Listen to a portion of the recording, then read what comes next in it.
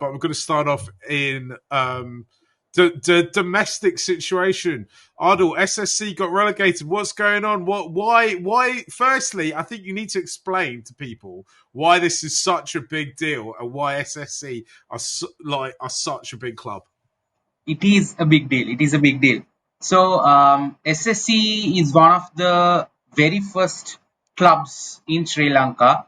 So I think CCC, SSC, NCC, Tamil Union. So those are. I think Nick, you know the history better than anyone else in this show. But I'm pretty sure SSC is one of those big, starting clubs in Sri Lanka. And talking about how big their relegation is, if you just take a look at, forget about the history, forget about them being one of the first clubs and all, and forget about the facilities they have. Like, they are definitely one of Sri Lanka's best clubs in terms of facilities for players. I mean, they are a test venue and state of the art training facilities for all players. Just take a look at their squad, and they can just stack up 11 if players are available with all national players.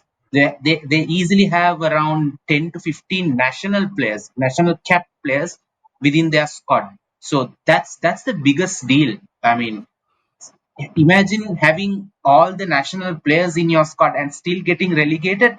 That's what makes this so much of a big deal. And next year, since they won't be part of the Premier tournament, what are these players going to do? Like, they won't be part of this Premier first class tournament. That's the big deal. And if it was any other club, as soon as they get relegated, all the top tier players, the national players and the fringe players or under 19 players, they'll move to the other clubs who remained in the top division.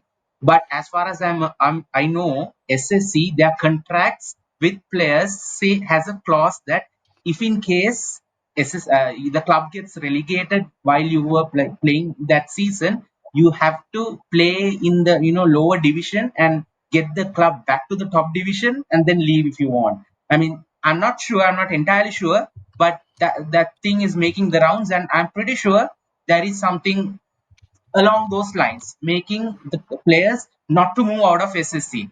So that's the biggest deal now. Players like Charita Salanka, Dimut Karnaratna, of course, retired. Prabhat Jayasuriya, Dasun Chanaka, let's forget Dasun Chanaka also. Chamindu Vikramasinghe, Nuwanithu Fernando, Nipun Dhananjaya, Lakshita Manasinghe, Kasun Rajitha, Pramod Madushan, and some under 19 players like Nimnaka Jayatilaka, Akmal Fazli. Like, I can keep on saying a lot of names. Imagine a first class tournament with these players. I mean, that's the biggest deal. Nothing else. It's not about SSC. We might have to stop. Sorry? We might have to start imagining a first class tournament without these players, right? That seems like the issue. Exactly. Aadhil, let's just go to Nick for the moment now, just to get a little bit, of the kind of history behind it. You touched on it there. Nick, this is one of our founding cricket clubs, right? Man, it's a huge cricket club. I think ever since the Elder Serum smashed a century for the SSC in their first game way back in, I think it was 1907, they have been the bedrock, the heart of Sri Lanka cricket. I mean, it's so big that SLC's offices are at the SSC, right? It's the Lords of Sri Lanka. If you go back and have a look at the Premier League trophy champions, the SSC have won this tournament way more than anyone else. I think they've won 15, 16 times. In the 60s and 70s, they were literally winning it every year. So this is wild. I've got a few, I guess, things to say, questions really for Aadhil more than anything else. So, I mean, the first of which is that, should we be considering this as a good thing for Sri Lankan cricket? Is this a sign that the new reformed Premier League, Major League tournament structure is working? Because SSC didn't actually lose a lot of games. They lost 1 and drew 5. So, I mean, really, the issue has been an inability to get results. And the second question, Aadhil, that I have for you is, what does Div 2 cricket look like at the moment? Because I was Googling that and I couldn't find anything about Div 2 online. The last time I heard of it was I think still the Donovan Andre. I don't think that exists anymore. No. Is it essentially like semi-pro cricket? Yeah. So I'll first answer your second question. So currently, currently the structure is that only the major club league tournament, which is the tier A1, has first class status. The second tier is called Tier B, which started just a few years ago. Once Arvind De Silva's technical advisory committee proposed this system. So in that tier, currently we have Army Sports Club, Lankan. I mean the clubs who got relegated recently. Some of those clubs and some of the clubs who got promoted from Governors Trophy. So Donovan and Ree is after Governors Trophy, which is effectively like the fourth tier. So we have the tier A, which is the first class tournament, and then tier B, where Army Sports Club and all these teams play. So SSC will be playing in that tournament from the next season.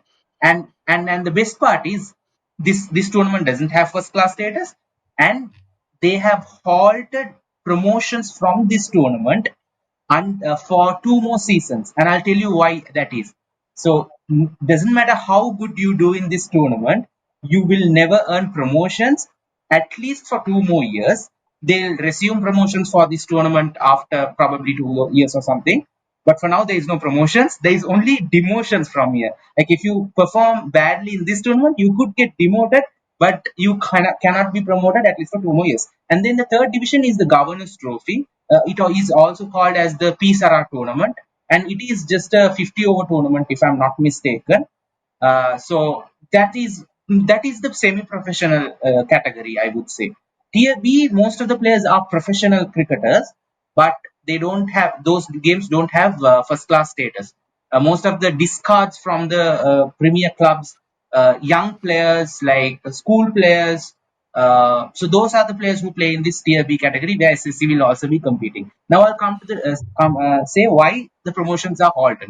So this I'll have to give a bit of context. So in 2021 or 2020, when Arvind De Silva and this team proposed this structure, what they did was they combined tier A and tier B.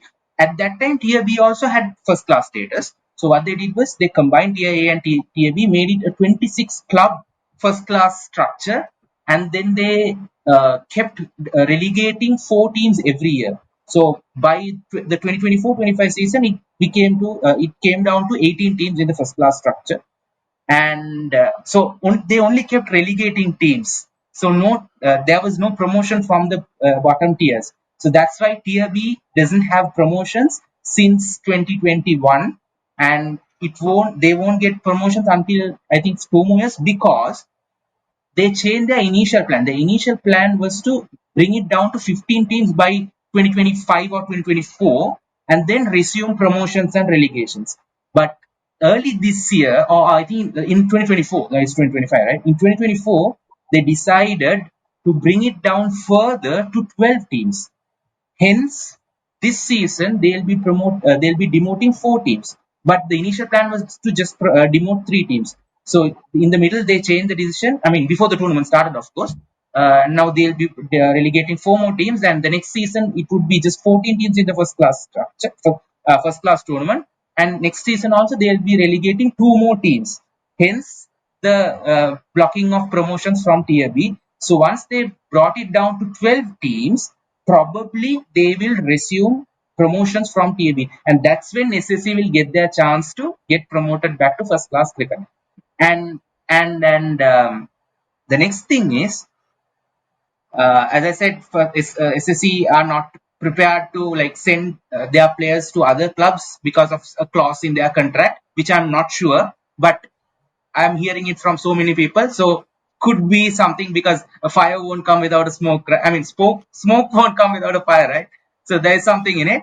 And the best part is, uh, okay, so when this structure was announced in 2020, 2021, one senior sports journalist of Sri Lanka said that they will continue this structure only until one of the big clubs face relegation. And now this is the time. This is where Sri Lanka cricket will be tested, if they are actually like willing to take forward this structure. Because in the past, I've not seen that, but the same sports senior journalist said in the past also they have planned to prune the number of clubs, and when one of these big clubs, I won't say the name, got relegated, they just changed the rule and accommodated that club to remain in the top tier. Now is such a scenario altogether once again, and this is where we'll have to wait and see what Sri Lanka cricket will do. Will they stick to their rules and relegate SSC and continue the plans as planned, or will they change it just to accommodate? I mean, SSC is huge club, like Nick said. I mean, I personally feel they should still be in the Premier because I feel we should have clubs with Premier facilities playing first class cricket. But I mean, that's not relevant here actually. They didn't perform well. They ended up in the bottom of the table. They deserve to be relegated. That's a different story. But so these are the things that we need to wait and see. And answering your first question, is this a good thing? I think it is a good thing because these players definitely, I mean, Sri Lanka cricket as a whole can't afford to let these players not play in the first class tournament. I mean, that's a joke, right? I mean, you won't find any, I mean, you're just leaving your best players. So if they are to amend the SSC contract or do something on it and let this player continue to play first class cricket next year also, or at least until SSC gets back to the Premier tournament as a loan or something like that, some arrangement, we would see this this what do you call this strong this big